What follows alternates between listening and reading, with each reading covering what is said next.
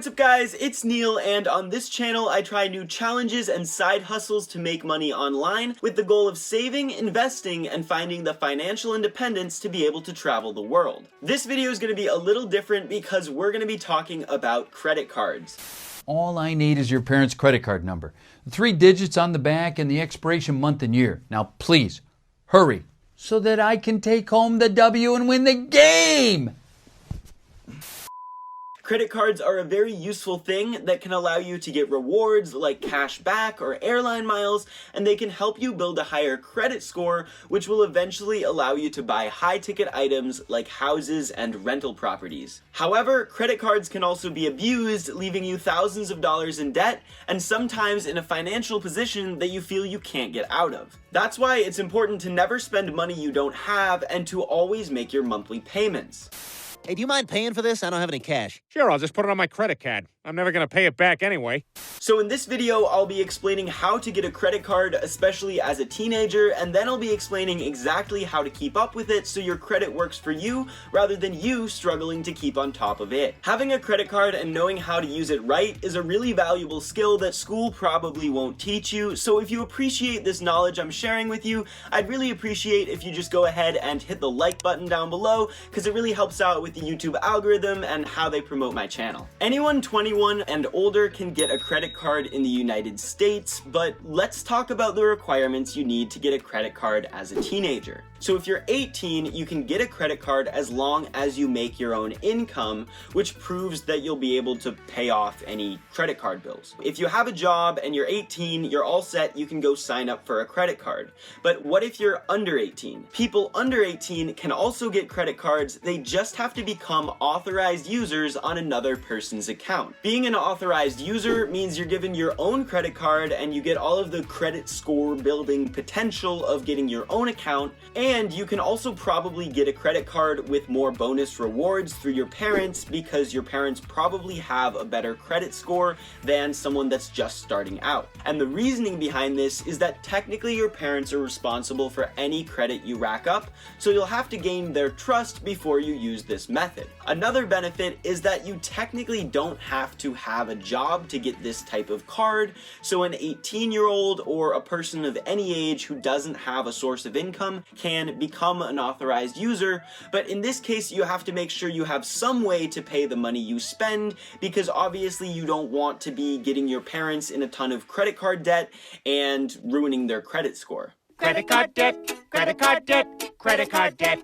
If you're going to become an authorized user, you just get the same credit card that your parent has. So most credit cards allow this, and what type of credit card you get is going to vary a lot depending on just what your parent has. But if you're like me and you have a job, you're 18, but you've never had a credit card before, you're gonna have to pick a credit card that doesn't require a credit history. Here are some credit cards that I'd personally recommend for people that are just starting out. So if you're a student, I would recommend the Discover It Student Cashback Card or the Discover It Student Chrome Card. And you can look at the differences of these cards and what you'd prefer, basically just based on the rewards they give. And if you're not a student, I'd suggest the normal Discover It Cashback Card. There are some other options out there, and I swear I'm not sponsored by Discover or anything like that.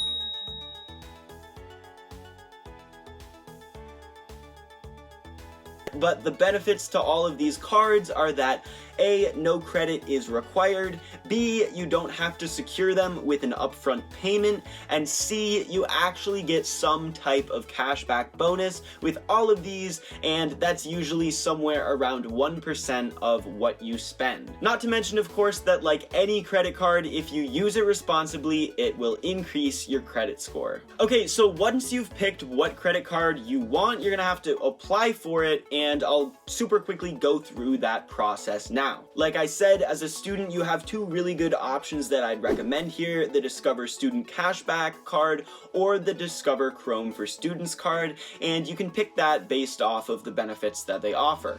But let's say you're deciding the student cashback card, so let's go into the application here.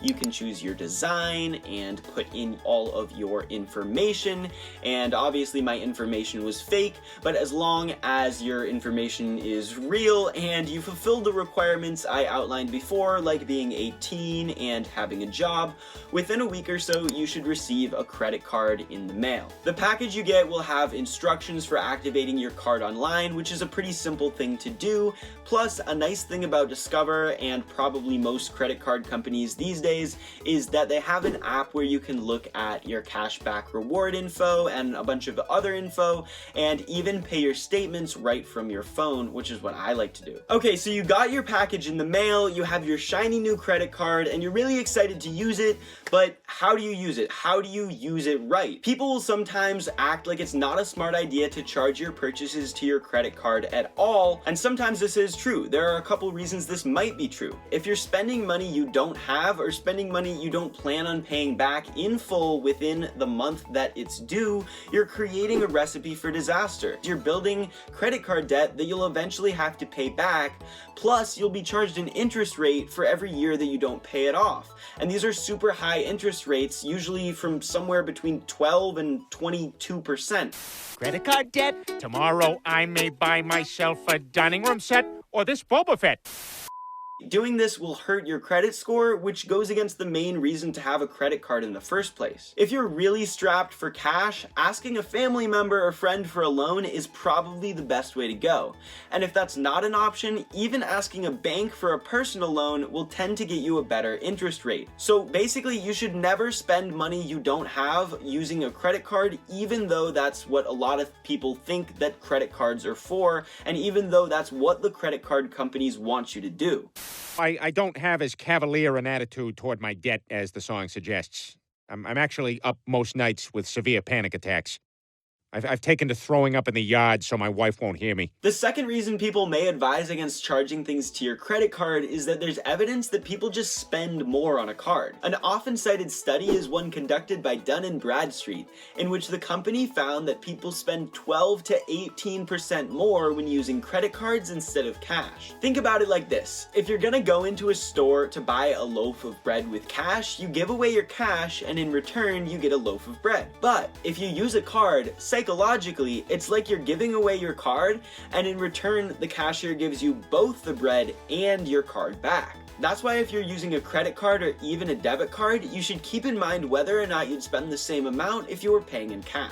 So what's the right way to use a credit card? Well, it's pretty simple. Use it as much as you'd like within your credit line, which is $500 per month on the credit cards I mentioned. Use it for purchases you would make anyway, and only use it if you have enough actual money to pay off the bill. Then keep on top of your monthly statements and always pay them off in time. In exchange, you'll get monthly rewards like cashback bonuses or airline miles, plus you'll build up your credit score, which will allow you to be approved for bigger loans later on in your life, like a mortgage on a house. Having a credit card and knowing how to use it right is a very valuable life skill that they usually don't teach you in school, so getting at it early could help you just get that little leg up in your personal and financial journey. I hope you guys all had a good New Year despite everything going on right now, and if you have any New Year's resolutions for 2021, go ahead and leave them in the comments down below. I think I have 2 New Year's resolutions this year, the first being to reach 10,000 subscribers on YouTube, and the second being to save my money for at least one really cool trip this year.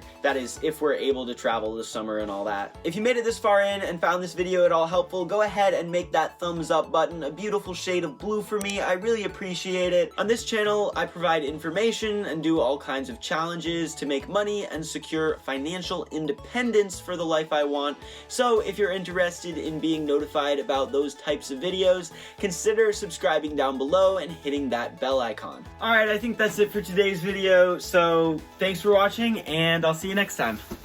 'Cause I have $30,000 in credit card debt. When they call, I tell them I can't pay it back yet. Credit card debt. Tomorrow I may buy myself a dining room set or this Boba Fett. Credit card debt, credit card debt, credit card debt.